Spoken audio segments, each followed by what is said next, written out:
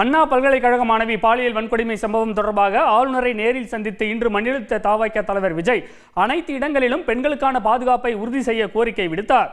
விவரிக்கிறார் செய்தியாளர் தாயுமானவன்.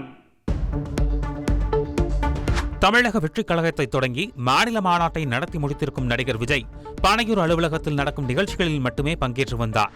அம்பேத்கர் புத்தக வெளியீட்டு நிகழ்ச்சி தவிர வேறு எந்த அரசியல் நிகழ்விலும் பங்கேற்காமல் இருந்த விஜய் முதல் முறையாக ஆளுநர் ஆர் என் ரவியை இன்று சந்தித்தது அரசியல் வட்டாரத்தில் பரபரப்பை ஏற்படுத்தியுள்ளது.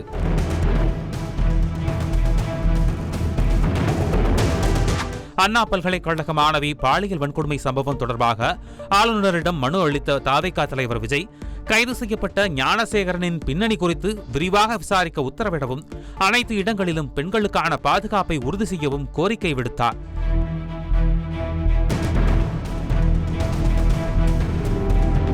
இந்த சந்திப்பில் பெஞ்சல் புயலுக்கு மாநில அரசு கேட்கும் நிவாரணத் தொகையை மத்திய அரசு முழுமையாக வழங்க வேண்டும் எனவும் ஆளுநரிடம் விஜய் வலியுறுத்தியுள்ளார்.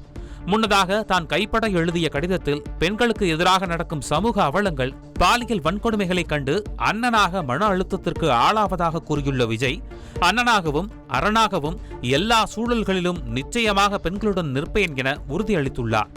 பெண்களின் பாதுகாப்பு குறித்து ஆட்சியாளர்களிடம் எத்தனை முறை கேட்டாலும் எந்த பயனும் இல்லை எனவும் அவர் ஆதங்கம் தெரிவித்துள்ளார்.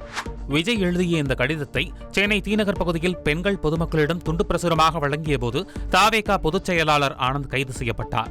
இதனையடுத்து ஆனந்தை விடுவிக்க கோரி தவேகவினர் போராட்டம் நடத்திய போது அவர்களுக்கும் காவல்துறையினருக்கும் இடையே தள்ளுமுள்ளு ஏற்பட்டதால் பரபரப்பு நிலவியது.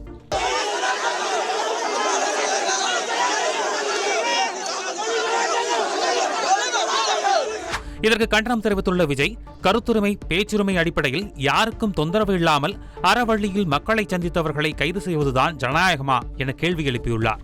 செய்தியாளர் தாயுமானவன் வழங்கும் கூடுதல் தகவல்.